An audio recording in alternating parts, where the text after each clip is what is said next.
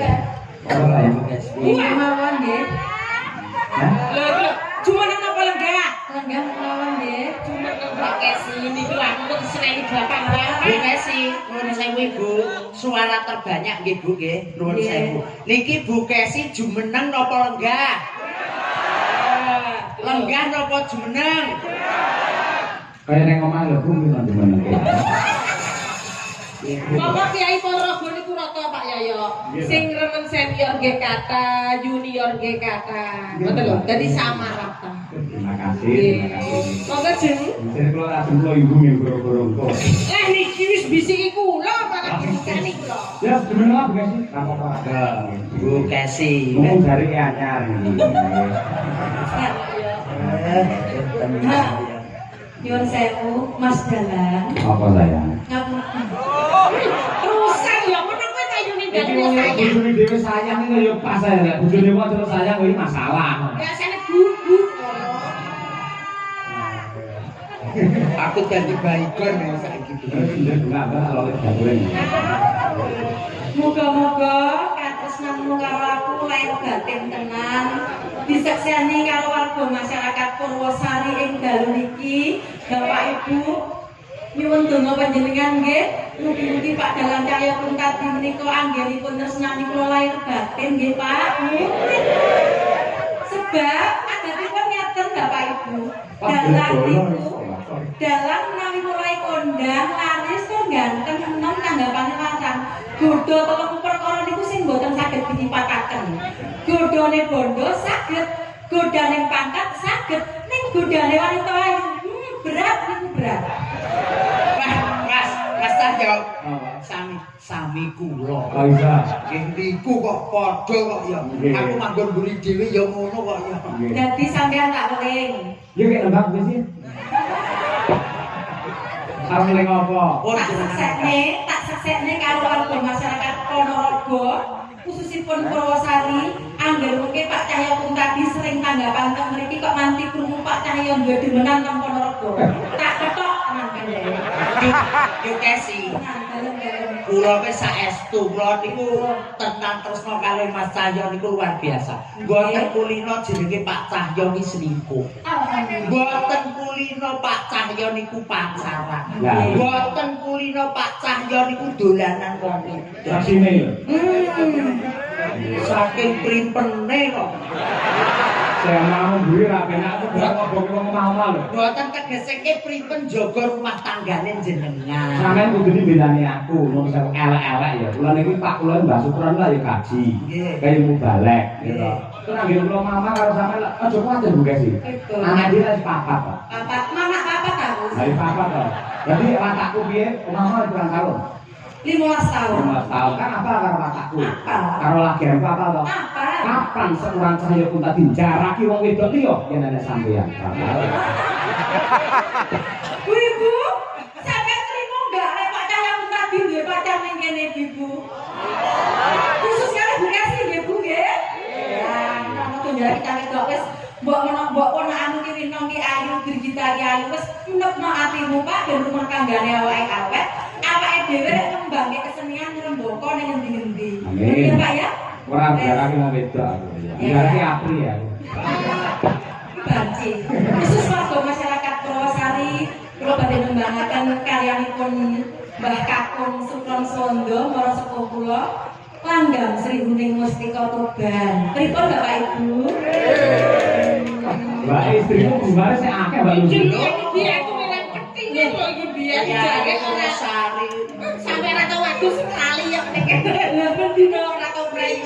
Awake biyen jaman niku nderek bayang aku jek SMKI SMA lho Pak.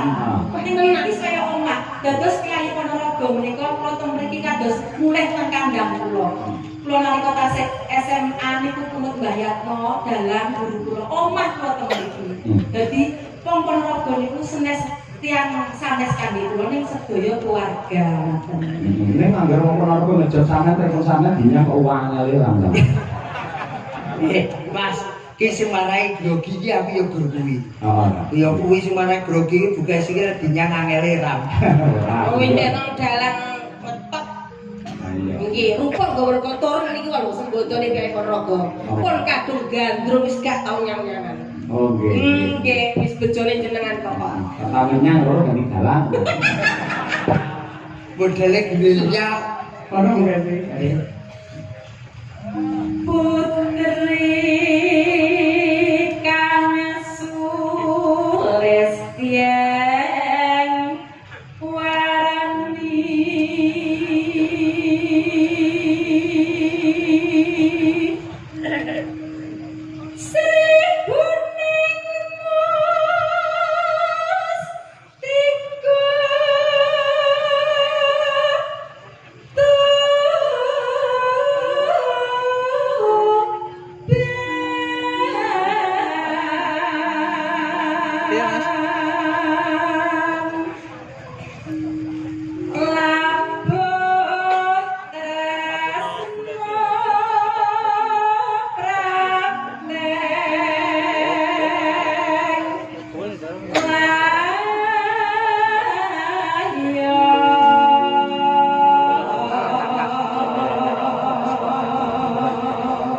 apik-apik noleh nentang bukesi mung sing ngender iki Mas. Oke.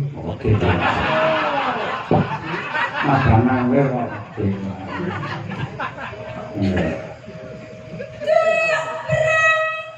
Ketalange ketokno kunci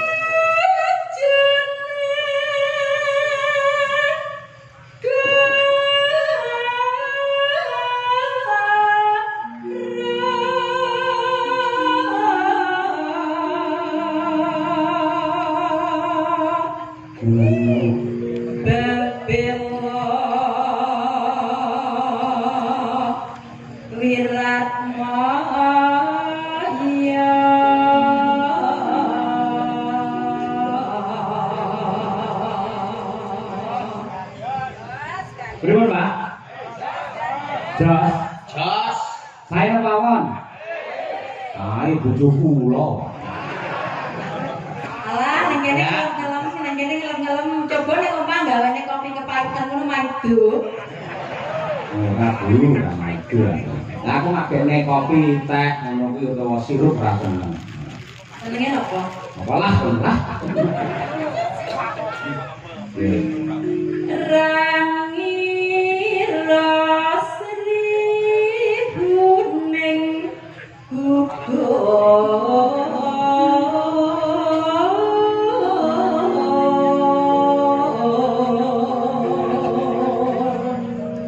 mongko mustika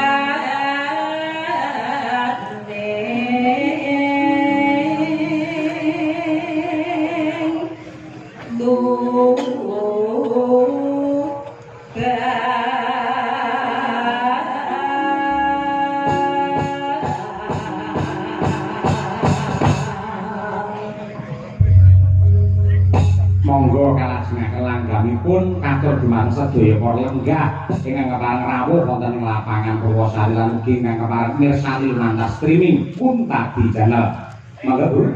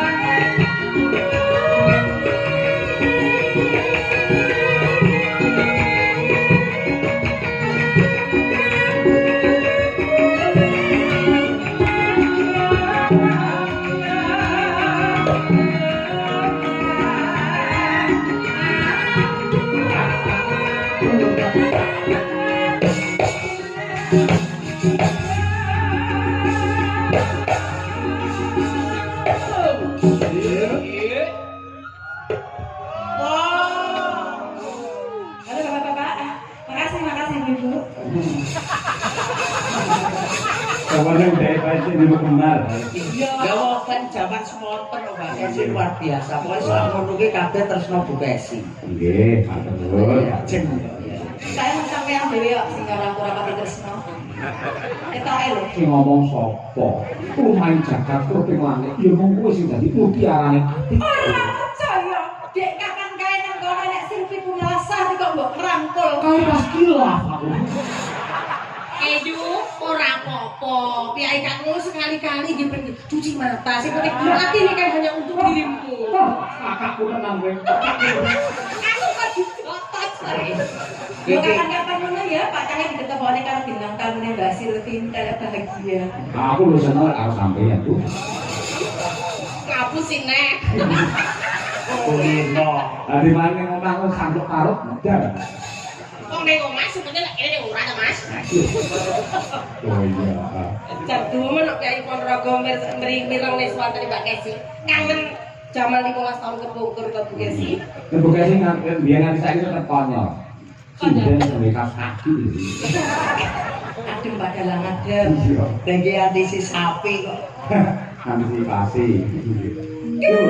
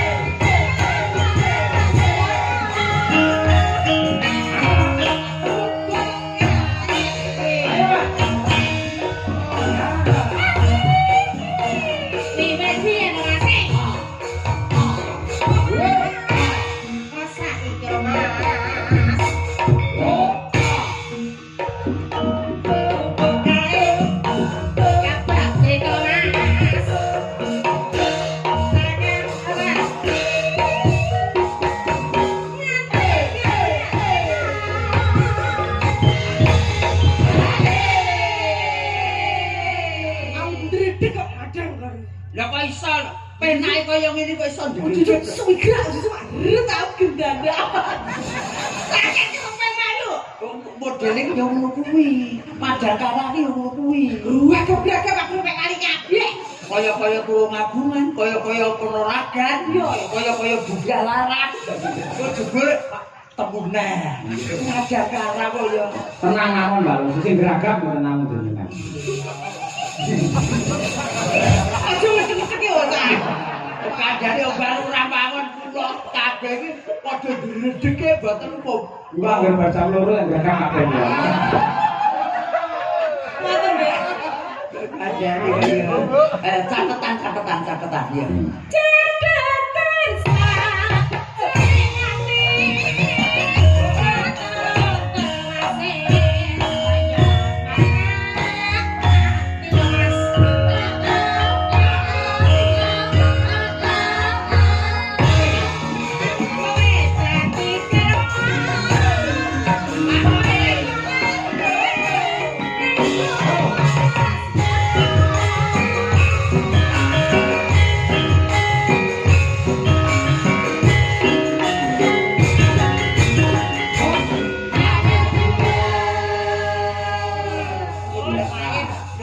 Modele pas setengah talu barang ya.